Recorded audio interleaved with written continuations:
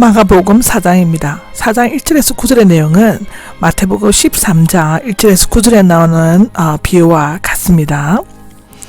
1절에 보면 호숫가가 나오죠. 예수님은 제한된 공간에 해당 집, 산과 바다에서 복음을 전하셨습니다.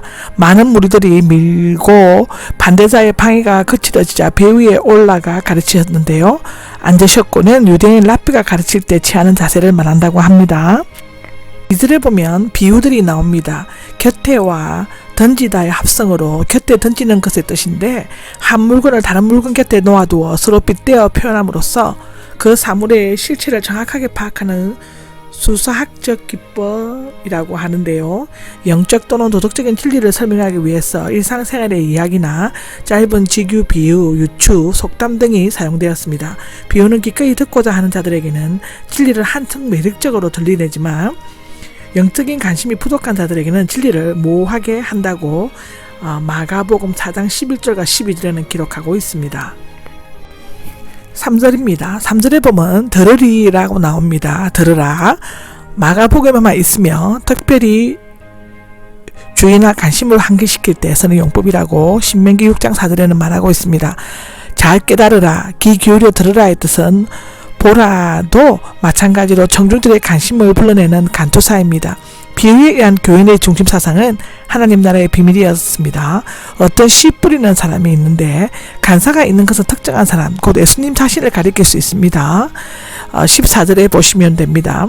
마태복음 13절 37절에도 나옵니다. 씨를 뿌릴 때는 손으로 뿌리거나 자리에 구멍을 내어 끌면서 뿌렸기 때문에 종종 전혀 쓸모없는 곳에 떨어지기도 했다고 성경은 기록하고 있습니다.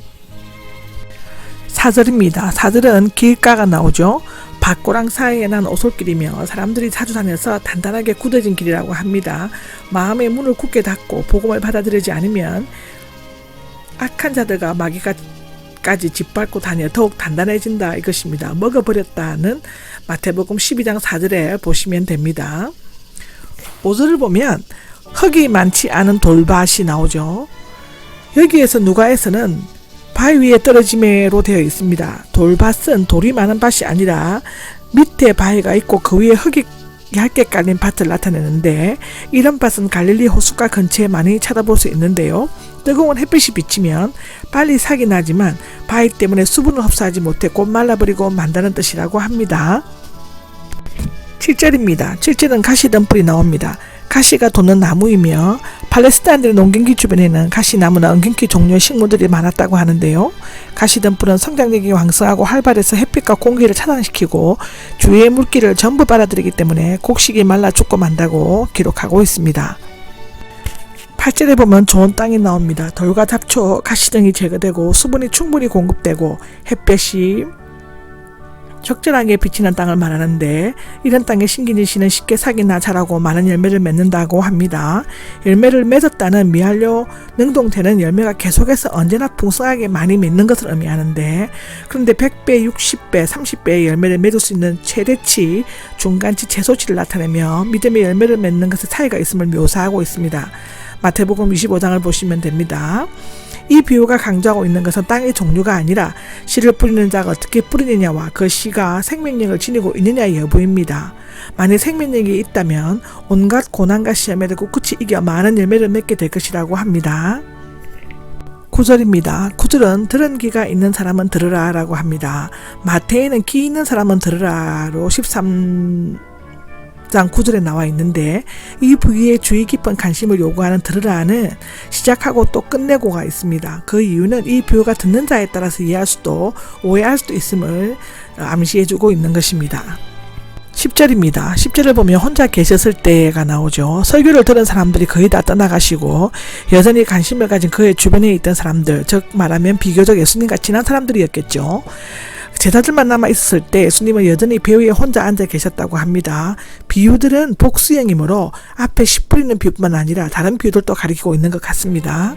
11절입니다. 11절에 비밀이 나옵니다.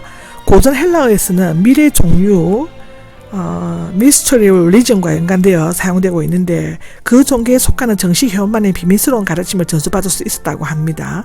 비밀이란 단어는 바로 이곳 마태와 누가의 병행구에만 나오며 바울 서신에는 21번, 계시록에는 4번 나옵니다. 알려지고 전수되는 것이 완전히 막힌 것을 의미하는데, 이전의 비밀은 창세기 전부터 감추어져 있었으나 지금은 성령에 의해 예수 그리스도 안에서 이방인들에게까지 보여지고 있습니다. 에베소서 3장 3절에서 6절을 보시면 됩니다. 이 비밀은 듣는 귀만 있으면 이해될 수 있습니다. 하나님 나라의 비밀은 예수님의 인격, 즉 그의 메시아로서의 건세와 가진 교훈과 행동에 있어서 하나님 나라가 이미 이 세상에 와닿아 있다는 것이, 네, 이 비밀을 궁극적으로 알 수 있는 사람은 오직 믿음을 가진 자입니다. 여기에서 너희는 12제자와 다른 제자들인데 비유의 의미를 침문한 자들입니다. 그들은 예수님의 교훈을 깊게 분명하게 알려는 열망이 있고 하나님 나라와 복음에 관심을 가지고 있으며 하나님 나라의 비밀을 소유할 수 있었습니다. 그러나 바깥 사람들이 나오는데 예수님을 비난하는 바리새인들과 같은 대적자들과 제자들 바깥에 있는 자들에게서 예수님의 가르침을 비유를 통해 듣는 것에 그치고 구원에 이르는 진리를 소유하지 못한다고 하는 것이라고 합니다. 12절입니다. 12절에는 보고 용서받지 못하게 하시려는 것이다 라고 나옵니다. 이 말씀은 예수님께서 비유를 쓰시는 목적이 그것을 듣는 자로 하여금 이해하거나 구원받지 못하게 하려는 것처럼 보일 수 있습니다. 그러나 예수님의 비유는 백성들에게 심판과 형벌을 전함으로써 충격을 받아 깨닫고 회개하도록 촉구하기 위함이었습니다. 따라서 예수님의 비유는 들을 수는 귀를 가진 자에게도 은혜와 축복이 되지만 믿지 않는 자에게는 심판과 형벌이 될 수 있습니다. 자세한 것은 마태복음 13장 11절에서 15절에 제가 말씀드렸습니다. 13절입니다. 13절에는 이 비유 때문에 어떻게 모든 비유를 알아듣겠느냐 하는데, 이 비유는 씨 뿌리는 비유를 가르친 것입니다. 이 씨 뿌리는 비유를 이해할 수 없으면 다른 모든 비유를 이해할 수 없다는 것입니다. 왜냐하면 비유는 내용은 틀리지만 그 핵심적인 요지는 같기 때문이죠. 14절입니다. 14절에는 말씀이 나옵니다. 시로 비유되고 있으며 그리스도께서는 하신 말씀 또는 복음을 의미하고 있습니다. 마태는 하늘나라의 말씀, 누가는 하나님의 말씀으로 표현했습니다. 씨 뿌리는 사람은 분명히 그리스도를 가리킨 것입니다. 15절입니다. 15절에는 길가가 나옵니다. 마귀와 악한 자들이 오가며 밟고 지식과 전통, 편견 등으로 굳어버린 강팍하고 완고한 밭을 가진 사람이다 라는 말이고, 마태는 악한 자로 표현했고 누가는 마귀로 표현했고, 이렇게 다양한 표현은 말씀에 반대하는 세력의 사탄과 그 하수임을 나타내어 보여주고 있는 것입니다. 악한 자, 즉 사탄과 마귀는 종종 공중의 새로 묘사되고 있습니다. 마태복음 9장 20절, 에스겔 31장 6절에 또 나옵니다. 다니엘서 4장 12절에도 나옵니다. 굳어진 마음에는 씨가 들어가 뿌리를 내릴 수 없으므로 사탄이 즉시 그 말씀을 빼앗아 먹어버린다고 만다는 것입니다. 하늘나라의 말씀이 들려질 때 즉시 자기의 영혼의 양식과 신령한 지혜로 만들어 삶 가운데 실천하면서 하늘나라를 이루어가지 못하면 그것은 즉시 마귀의 것이 되고 만다고 말하는 것입니다.